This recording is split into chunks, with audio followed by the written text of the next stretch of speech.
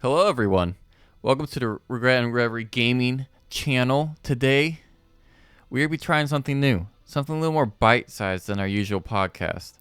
Today, I'm going to be talking about probably my favorite series of all time, and it was the first podcast we ever did. Pretty much, we're just going to go through all the Pokemon games, put them on this tier list, and it might be controversial. It might be very controversial for the games that I haven't played, because I know they're fan favorites. And I'm going to go through each of the Pokemon games and talk about my thoughts on each of them and where they rank in the tier list. So having that said, let's start off with Gen 1. Okay, so Gen 1. Let's start with Red and Blue. Where did I put this? Poop. You know, they are kind of dated now. And unfortunately, I think they might have to be in D tier just because they were the first. I mean, obviously they're iconic for that alone, being the first one to start off the entire trend. But they're also just so dated. The mechanics, like, they're not refined yet. And it was kind of broken games, but that's what made them fun too. So like, it started a craze with like, gotta catch them all, gotta get all the Pokemon. And I'm pretty sure these are the ones that had the glitch where it was the number 0001 that you can go and catch. And like, that's what made these games cool, is how broken it was. Because I'm pretty sure if you got like a Persian and attached one item to it or something like that, I think the critical hit rates were wonky on it. So you would always land a critical hit if you use a certain move. So if you had a Persian, the game's broken at that point. So, I mean, they are iconic, but I would never really go back and play them again. And unfortunately, when the Nintendo finally releases the Game Boy games, I know these will be on here. And honestly, I'm not looking forward to it because these aren't that amazing. I mean, they're okay at best. But I will say, Pokemon Yellow is a tad bit better, because it does follow the anime. And honestly, I think this one, I mean, still dated. Still, everything I just said about these games still applies here. But since it follows the anime a little bit more, it's a little bit more special to me. So, and then plus, the fact that you get to choose Pikachu at the beginning is super cool. I did that, and it made the game extremely hard. Like, good luck with Brock. But, I mean, Pokemon Yellow is just really good. I want to rank these higher because they were the first, but I can't. I really can't. I will go into the remakes of these games, though. And these do land quite a bit higher for me. So Fire Red and Leaf Green. So I think these would probably go into the B tier, because this does have all the improvements made from Gen 3. The graphics are 10 times better. They're not as broken. They're still broken, but not as broken. A little more playable. I could probably easily go back and play these again. And I think these were also compatible with Emerald, Sapphire, and Ruby. So you can actually transfer them and like trade. So these are a little bit better. Since we have all of Gen 1 on here, I think Gen 1 probably has some of the best Pokemon designs out of all of Pokemon. And I know that can be controversial in a way, because some of them are just flat out terrible. Like, was it Electrode? Voltorb? That's the name? Yeah, Voltorb is just a Pokeball. And like, some of them are just not really iconic. So, I mean, Gen 1 is what started the craze. It's amazing. But Fire Red and Leaf Green, these are ones that I will actually go back to and play again. And this has got to be the most controversial part of the video, because Gen 2, I have barely played. And I know that these are the fan favorite games, because you can go back to the Kanto region and do that entire gym challenge right after you're done with the Johto region. And I just never got into it. So these are definitely going in the haven't played enough, because yeah, the old school ones I definitely have not played enough. Where did it go? There he is. There's Lugia. But And then also, okay, I have a lot of gripes with actually Gen 2. Because one, they didn't add that many Pokemon. And the Pokemon that they did add are not that cool at all. Like, Jumpluff, could probably live without. I think I only like the Mareep line. Maybe.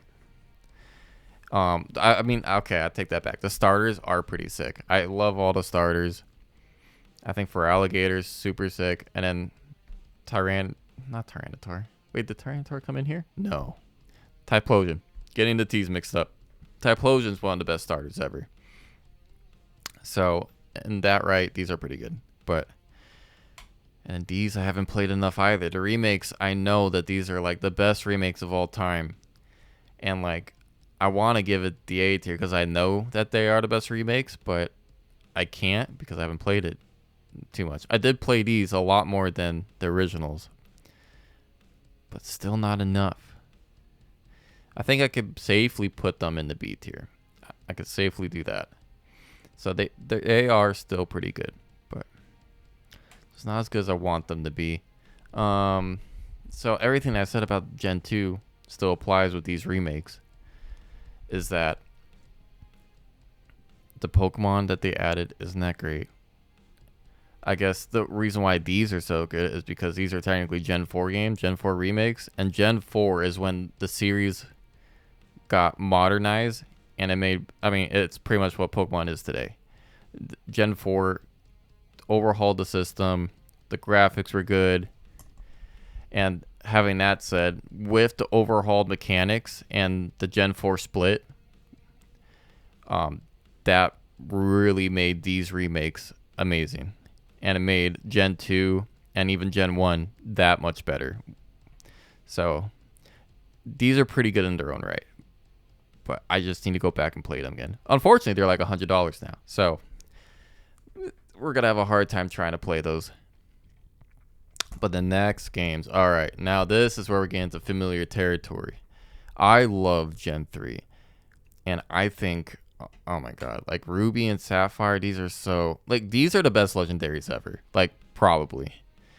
That's the best designed Pokemon. Like, the legendaries are. The starters are all super sick. Aeron, was it Aggron at the very end?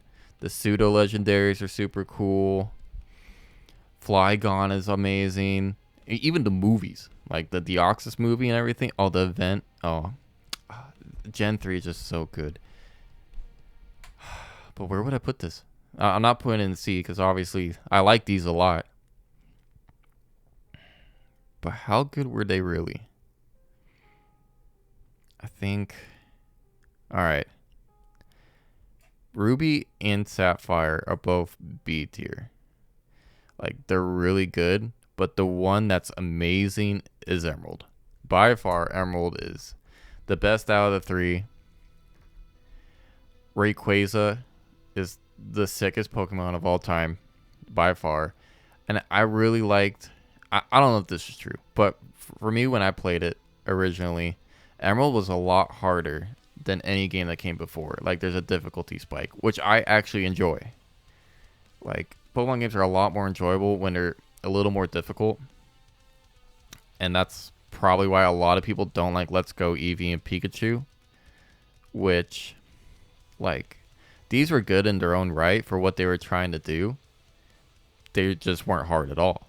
But Emerald, this is a little bit harder. And it just makes Ruby and Sapphire, took everything that was good about them and just amped it to 10. So, Emerald's my favorite, by far. I have the most memories with this one, and that one, it's just, it's the best one. I can't really say anything bad about it. I mean, the only thing I could really bring up is like the IGN review, where there's too much water, and I would probably have to agree with it. I don't really care for how much ocean you can explore. It just doesn't interest me. I'd rather have the land-based exploration rather than diving into the sea, because it all just looks the same. It's all just ocean. You can't do anything crazy with ocean. So it did kind of ruin some of the exploration side of Pokemon, but that's okay. I mean, it's just a small gripe, right? When everything else is super good about it, like the combat, the graphics, the mechanics, the Pokemon. Yeah, like this. Yeah, you just can't complain too much about it. But anyways, the next generation, Gen 4, is by far my favorite. And actually, before we go to Gen 4, let's go to the remakes. Because Omega Ruby and Alpha Sapphire might be in the same tier as Emerald. So like Emerald's good for that classic nostalgia Pokemon game. But these are good because you can get the newer Pokemon that Gen 4 added, like the evolutions. And also you can, can you get Gen 6 Pokemon?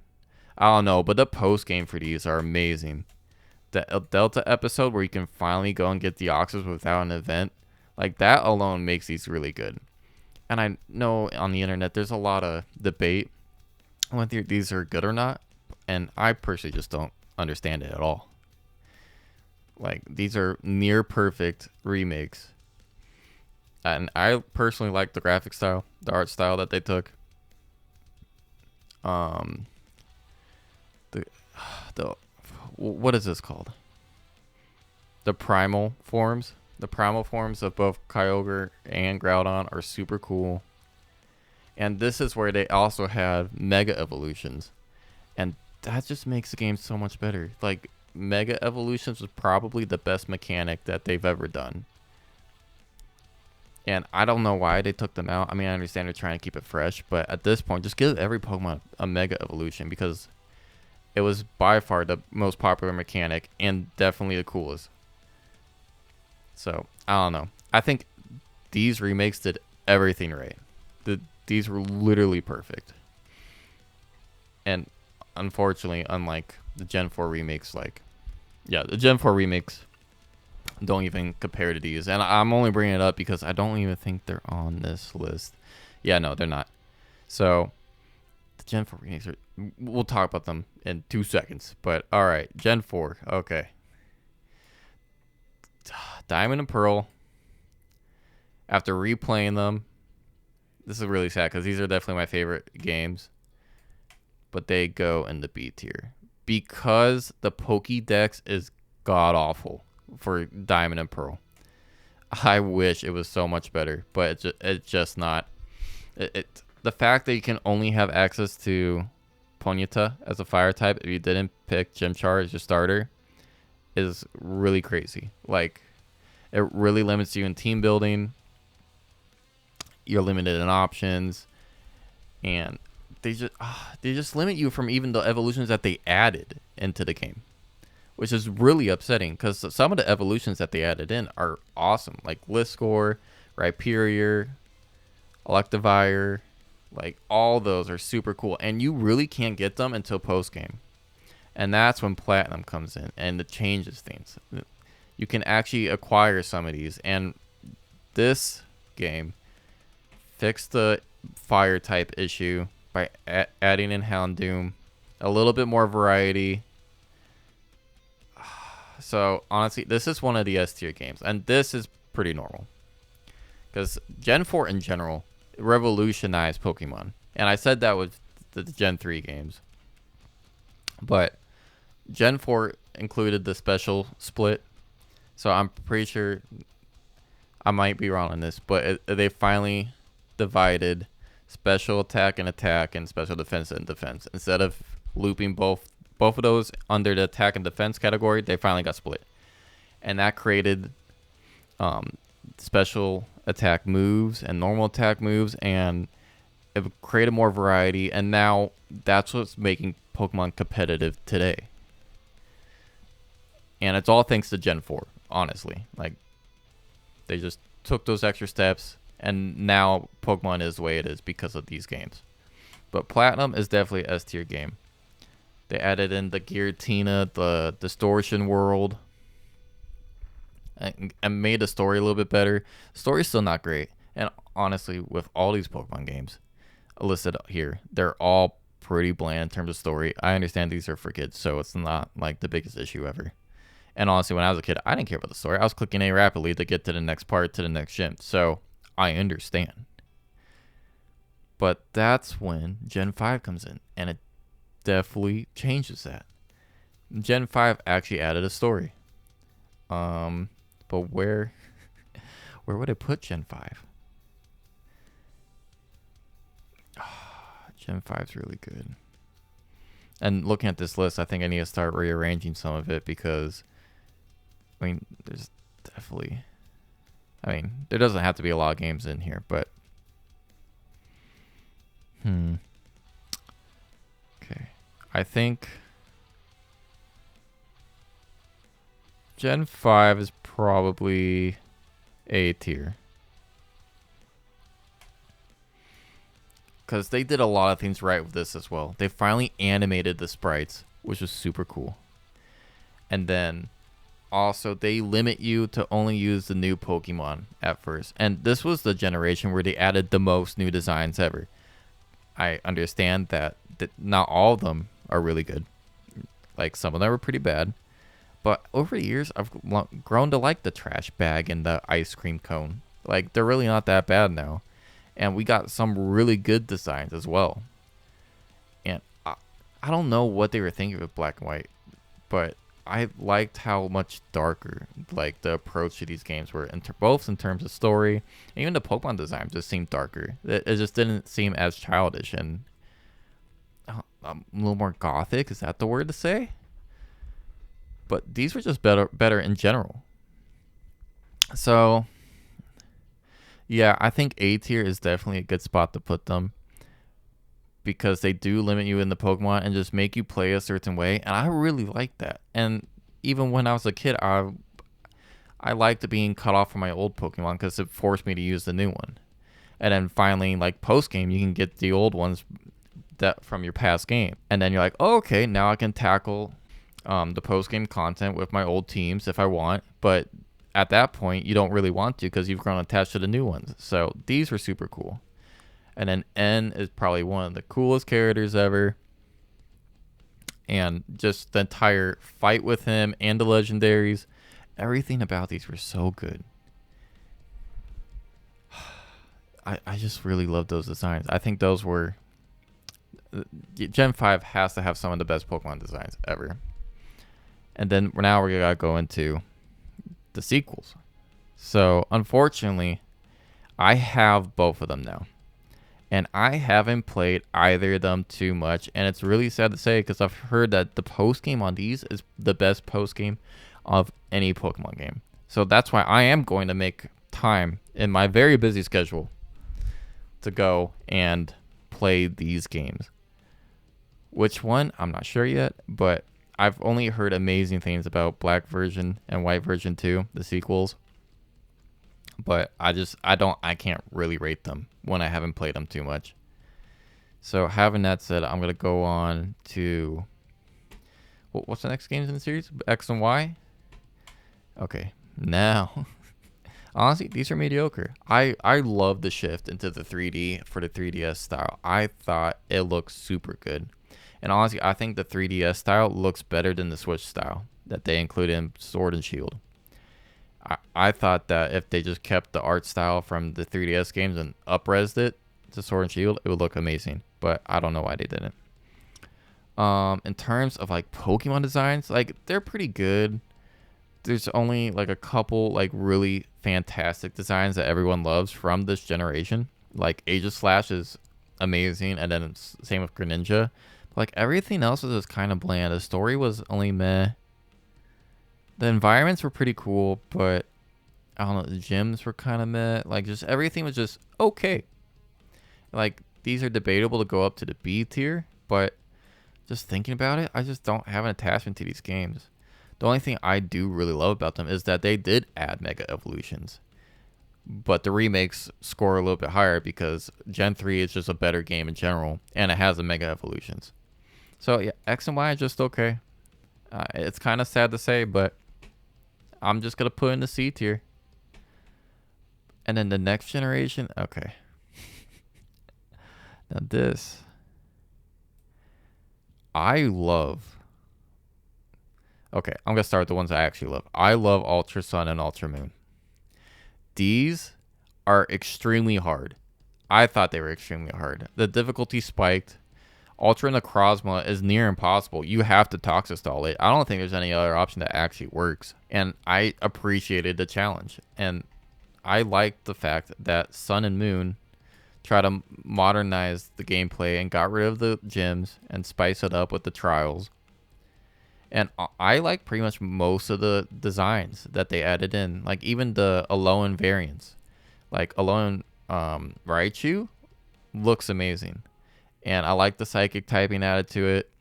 Alolan Dugtrio I can kind of live without, but like a lot of the Alolan Pokemon are sick. And then also the new designs are amazing too. Like I thought all the starters were super cool. Like I'm a big Primarina fan. That was the one I chose. And then I think the second playthrough I chose Incineroar. And all the starters are good. All the new Pokemon are good. These are just amazing games. Like Sun and Moon got it. They almost hit it on the head. It's just a little too easy. And Ultra Sun, Ultra Moon, these are like pretty much near perfect. And I need to go back and play these games again because they're just so good. And then you got the post game that has the Ultra Beast. And those pretty much have the designs from Gen 5. Those should all be Gen 5 Pokemon that they just put in Ultra Sun and Ultra Moon. So, all in all, oh man, these are amazing games. If you haven't played them, because I know a lot of people skip them because they didn't care for Sun and Moon, these are good. These are so amazing. So, these are definitely S tier games, by far. Like, it could be debatable to move it to A, but these are definitely S tier games in my mind. Well, the last few games they're kind of rough, and this is kind of sad. But I wish this list had XD and Coliseum because XD and Coliseum definitely deserve A or B tier slots for what they did. I like the more story-driven gameplay on both of them, and the fact that they kind of limit you, and it's like strictly double battles. It's super hard. All in all, those are just really good. But let's go Pikachu and Eevee. Let's go with these. And let's leave them in the D tier. I personally did like them for what they were. As a collectathon, and that you just want to quickly enjoy the Gen 1 games, this is a good way to do it. It did spice it up a little bit. I liked how all the Pokemon were roaming and how there's a kind of accurate size for the Pokemon when they followed you around. Like in that regards, it's pretty good. And if we got Let's Go Johto, those would honestly, those are day one pickups for me. I know I need to play these, but I would probably play the Let's Go games if they came out before I go back and play Soul Silver and Heart Gold. These are just easily accessible, and when you have a busy life, these are just easier to pick up and to put down. So these are good for what they are. They're just not comparable to the rest of them. So, honestly, I don't hate them. I know I put them in a D tier. And maybe they belong in the C tier for that reason. Yeah, I'll move them to the C tier. Because I don't hate them. It's just that I don't think I'll go back to it. That they're good for what they are. And Sword and Shield, honestly, I kind of thought these were pretty good games. Like, I've had thoughts of going back and playing these. But obviously, they have their gripes, right? And these are probably the most controversial games in a long time. But I also think that's because all the old fans are becoming, grown-ups. And we kind of view games differently now, rather than the kids of this generation, But, so, like, the graphics, like I kind of said with X and Y, the graphics are just not that good in this. If they're, like, 3DS up-res, be okay. But these are just not even 3DS quality. The graphics just they're just not that great. There is moments where it looks super cool, like the raid battles. It works really well in this. And the only reason why these are gonna end up being probably in the A tier for me is because the DLC, the Crown Tundra, literally saved these games. The Isle of Armor, it was okay. Like, I enjoyed the fact that they added in like this collecting aspect where you have to go find the Diglets and then you can get old school Pokemon. I'm glad they added more old school Pokemon into the game, just to buff up the Pokédex at least a little bit. The reason why that the Crown Tundra is so good is because I hope the new games are like the Crown Tundra, and it looks like they are taking this approach where it's like open world and they're like, okay, here's like some riddles, go figure out what you need to do, and then you might be rewarded with a legendary. And that made these so much more enjoyable. After seeing all the trailers about the new game, Scarlet and Violet, it looks like they are taking that route where it's like, okay, here's the open world, here's like some riddles and some general guidance, and just go have fun. And I can't wait for the new games because of that. The Crown Tundra saved Sword and Shield. Other than that, like, the story is pretty bland. Gigantamax is okay. It's not the worst thing in the world. Like, I liked it better than Z moves, which I forgot to bring up, and Sun and Moon. I mean, they were respectable, but definitely not as cool as Mega Evolutions and Gigantamaxing. And then, like, the new designs, like, is really hit or miss for this generation. Some of them looked fantastic. Others you can live without. And even, like, the pseudo-legendary, what's the name? The Evolution of 3P. Yeah, I mean, it's pretty cool, but it could be better compared to, like, past ones. Like, nothing's gonna beat Garchomp. Tyranitar, that's really hard to beat, but it's respectable for what it is. And I like the different variants, the Galarian forms of all the old school Pokemon, and then the legendaries, the Galarian birds. Those honestly look better than original. I prefer those designs than the original designs any day of the week.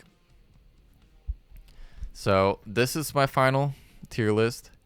Like, looking back at it, would I really change anything? A games. You know, Black and White might be B tier. I really like them, but they might be B tier. Soul Silver and Heart Gold might be C tier, but no, this looks pretty good for what it is. But yeah, I mean, if you guys like this more bite-sized content, just hit me up in the comments, leave a like, and subscribe to the channel. That way I could do more stuff like this, because I understand that podcasts, they're super long and not everyone loves them. But this is more digestible. So yeah, just let me know if you like this content. And also, if you want something to listen to, I'm in a band called CZYK. The link should be popping up now. But yeah, thank you so much for watching the video, and I hope to see you next time.